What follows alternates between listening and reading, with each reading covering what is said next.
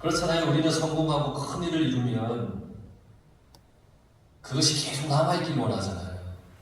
계속 남들이 좀 알아봐줬으면 좋겠고, 내가 지나가면 이 사람이 그런 사람이야 막 그렇게 해줬으면 좋겠고, 막 그런 거 흥분이 사라지지 않길 원해요. 그걸 자랑하고 싶어요. 제자들도 그랬을 거예요. 그렇습니다. 여러분, 중요한 것은 거기에서 일어난 어떤 그런 이적이 아니에요. 중요한 것은 예수님이에요. 이적이 중요한 것이 아니라 그 이적을 일으키신 예수님이 중요한 거예요. 그러니까 이적에 연연해서는 안 돼요. 그러니까 그 이적에 치우치면 그 마음은 현상, 어떤 보여지는 현상에 치우치는 그런 믿음이에요. 내 눈에 보이는.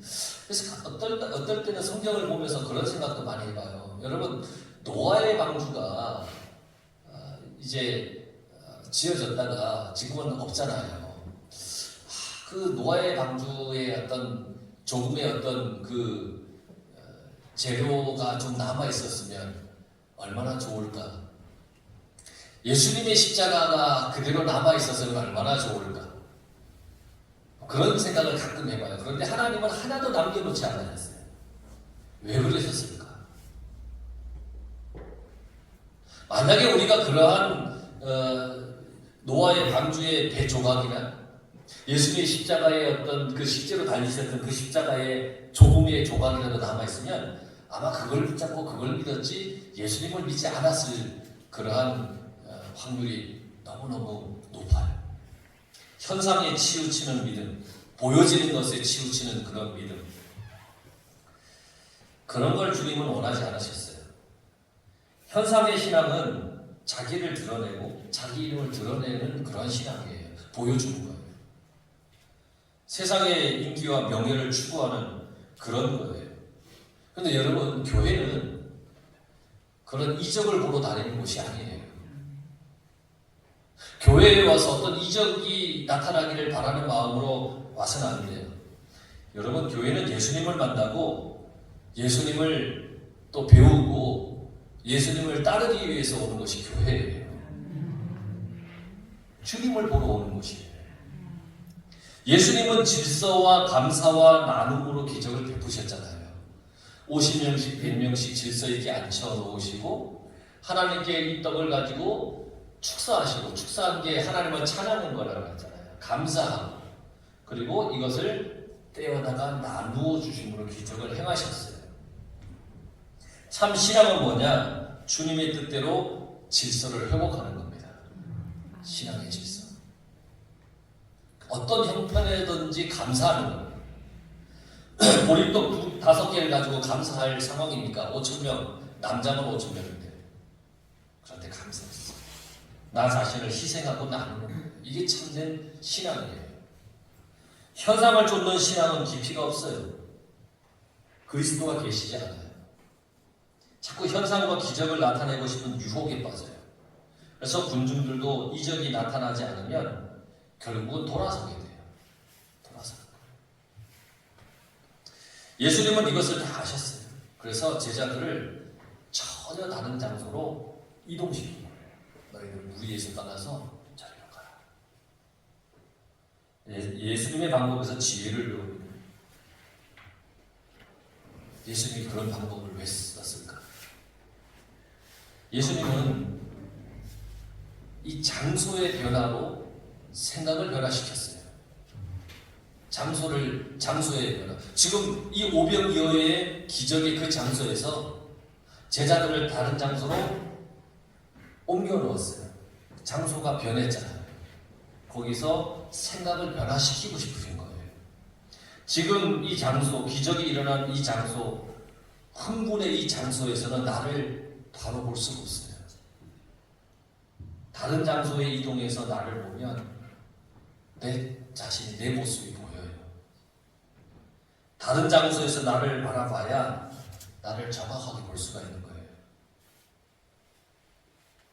그곳에 있을 때는 잘 보이지 않지만 장소가 바뀌면 잘 보이는 거예요.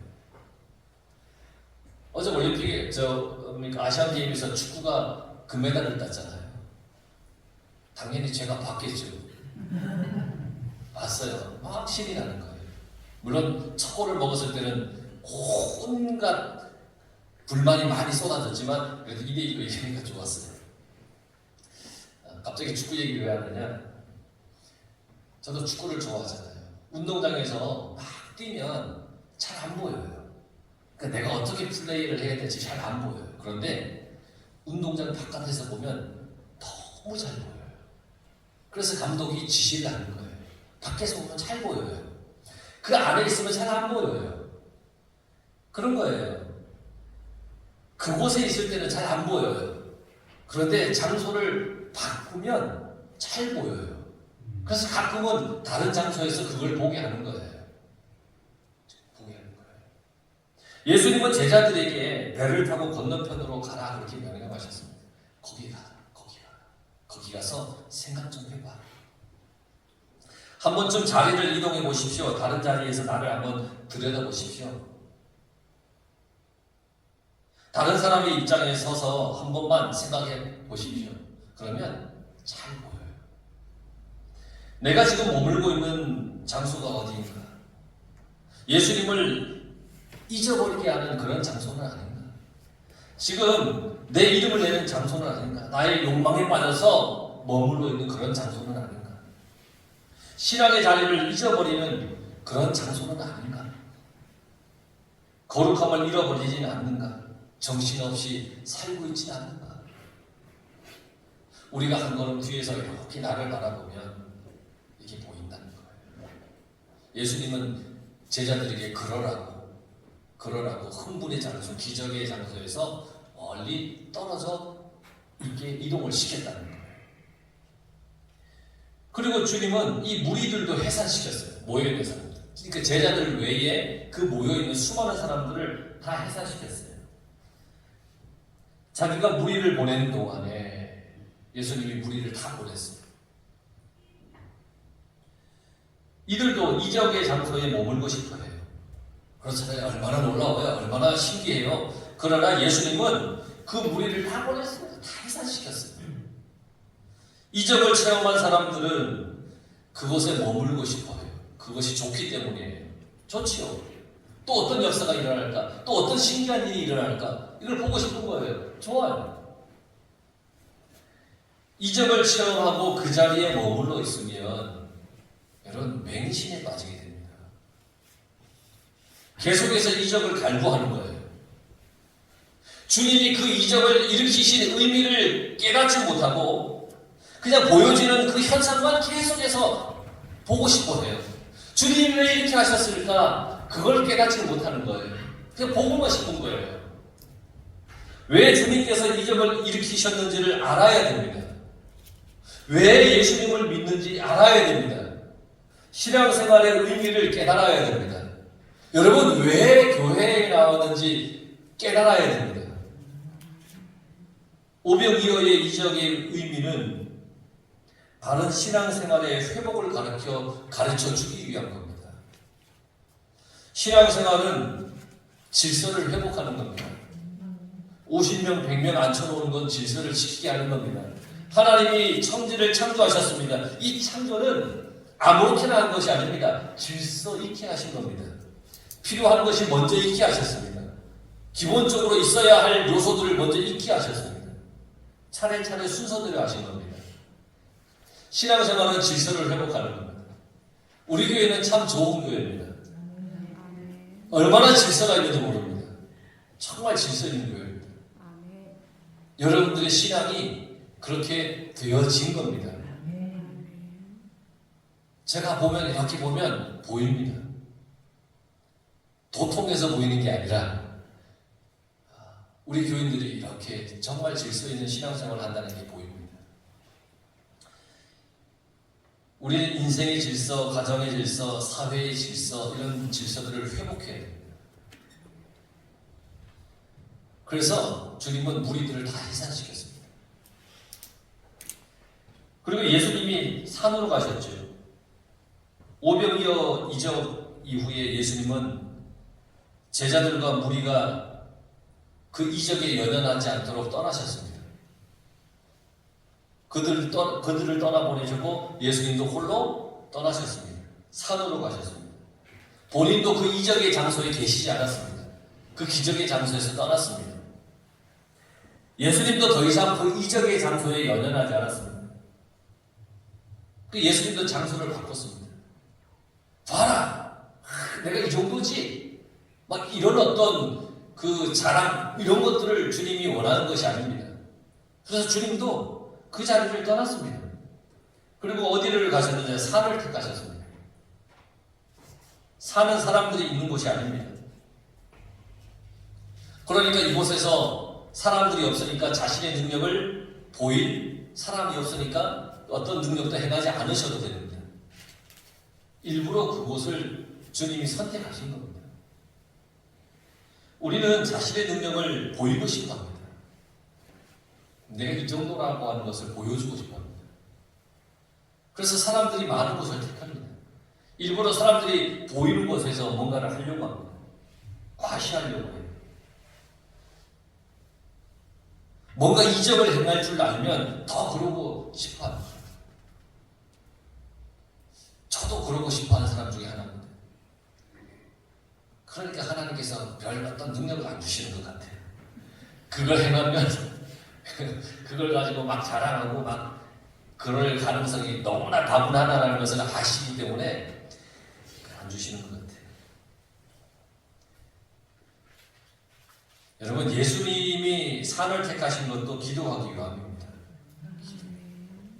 예수님은 이적을 떠나 기도를 택하신 겁니다.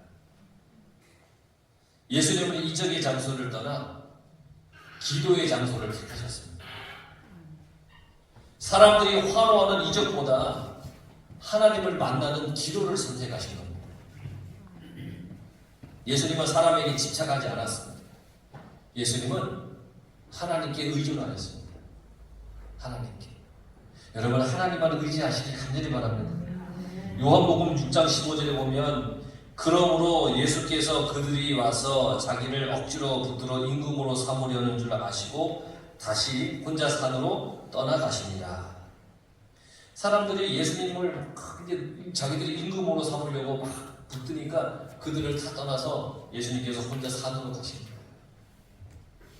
세상의 명예와 세상의 인기에 연연하지 않기 위해서 오직 하나님만 의지하기 위해서 산으로 떠나셨어요. 이게 올바른 신앙인 거예요. 세상의 영광보다 기도를 택하셨어요. 밤 8시 드라마보다 기도를 택하는 여러분 되시기 바랍니다. 매일 밤 8시 기도하십시오. 꼭 기도하십시오.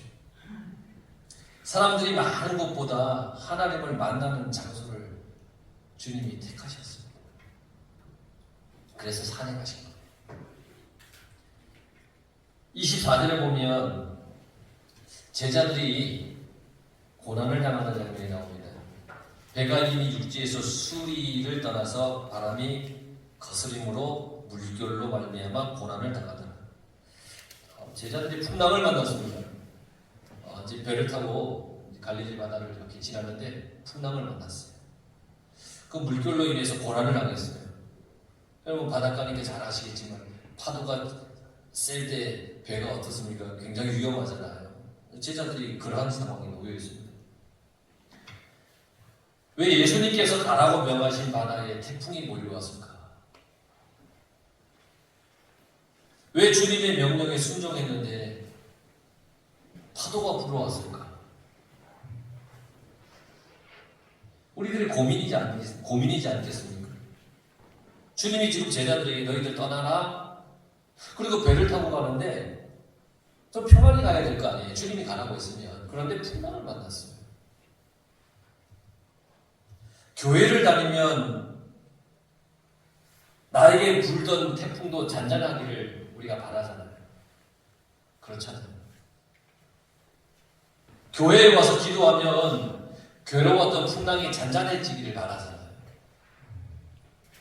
그런데 교회를 다니고 신앙생활을 하는데 때때로 불어오는 태풍이 우리를 너무 힘들게 할 때가 있어요.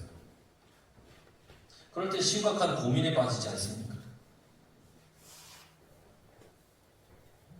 하나님을 믿어도 소용이 없나? 하나님 나를 돌보시지 않나? 저는 굉장히 이 목회를 하면서 이러한 고민이 참 많아요. 뭐냐면 믿음 생활 처음 하는 사람인데 저 사람의 삶이 힘들어지면 어떡하지? 저러다가 하나님 안 믿으면 어떡하지? 이 신앙생활 오래 한 사람인데 저 사람이 어려운 일을 당했어요. 그러면 저 어려운 일로 인해서 하나님을 원망해서 신앙을 잃어버리면 어떡하지? 그런 마음이 들 때가 참 많아요. 우리들이 설교를 듣고 은혜를 받습니다. 그러나 살다가 태풍이라고 하는 인생의 어려움을 만나면 다시 두려움에 빠지고 절망에 빠지게 돼요. 전능하신 하나님이 계심을 잊어버릴 때가 있어요. 인생을 살다가 태풍을 만나면 우리를 사랑하시고 지켜주시는 예수님이 계시다라는 것을 잊어버릴 때가 있다는 거예요. 그런데 여러분, 이 태풍 속에서 참된 믿음은 드러나게 되어 있습니다. 조금 전에 기적을 체험한 제자들이 태풍을 만나니까 두려움에 빠졌어요. 조금 전에 오병이어의 기적을 만났잖아요. 그런데 지금 태풍을 만난 거예요. 그러니까 너무너무 두려움에 빠졌어요.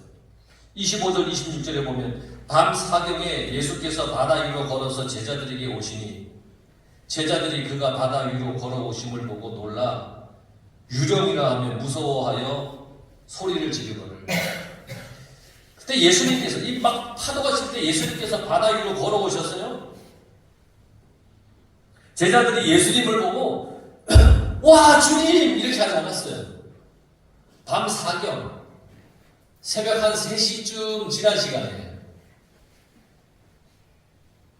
오 유령이다 그러면서 벌벌 떨었어요. 왜 그랬을까요? 아직까지 이 제자들은 예수님이 하늘과 땅을 다스리시는 분이라는 것을 알지 못했기 때문이에요. 그런 것을 상상할 수도 없었어요. 그래서 두려움에 떠는 제자들에게 예수님이 27절에 말씀하시죠.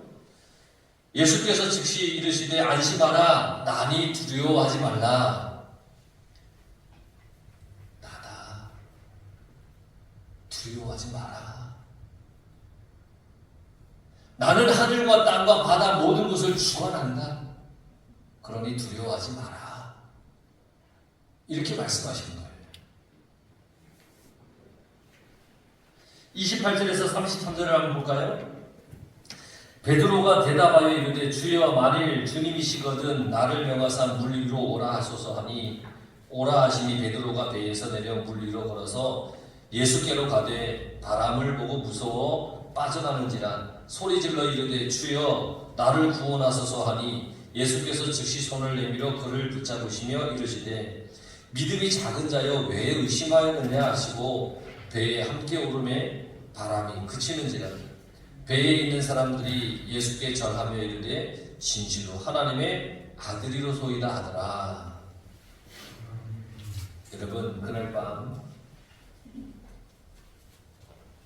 바다가 고요하였더라면 그들은 편안할 수 있었겠죠.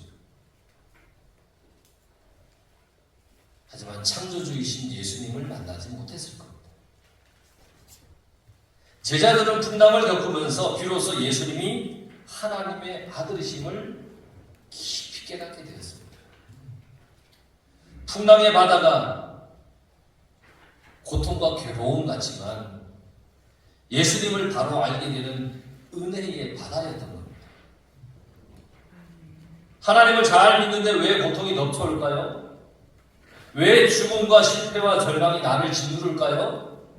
나는 열심히 신앙생활을 잘하는데 하나님을 잘 믿는데 우리는 아플 때 진정한 기도를 드립니다. 여러분 두통이 너무 심해서 머리가 깨질 것 같으면 어떡합니까? 하나님 앞에 정말 기도하지 않습니까? 하나님 좀 살려달라. 너무 힘들 때 기도하지 않습니까? 아플 때 하나님의 말씀이 내 심령에 들려오지 않습니까? 아플 때 힘들 때 우리는 하나님 전에 나아갑니다. 하나님께 무릎 꿇습니다. 아플 때 하나님을 우러러보고 비로소 나는 부족한 인간입니다 라고 우리는 깨닫게 됩니다. 힘들 때, 괴로울 때. 그러니 여러분 질병이나 고통이나 아픔이 사실은 나에게 나쁜 것이 아니에요. 물론 건강하면 좋지만 여러분 질병 속에서 비로소 자신과 하나님을 바르게 깨닫게 되는 겁니다. 질병은 하나님과의 더 깊은 교제를 위한 은총입니다. 하나님께 간절히 기도하지 않겠습니까? 여러분 살면서 언제 가장 간절하게 하나님께 기도했습니까? 내가 아플 때, 힘들 때, 무너질 때 그때 하나님 앞에 깊이 간절히 눈물로 기도하지 않았습니까? 여러분 지금 폭풍 속에 있습니까? 답답한 일이 혹시 있습니까? 아픔이나 상처가 여러분 가운데 있습니까? 왜 나에게는 무거운 짐이 있느냐? 왜 갈수록 짐이 무거우냐? 그러면서 살아가진 않습니까?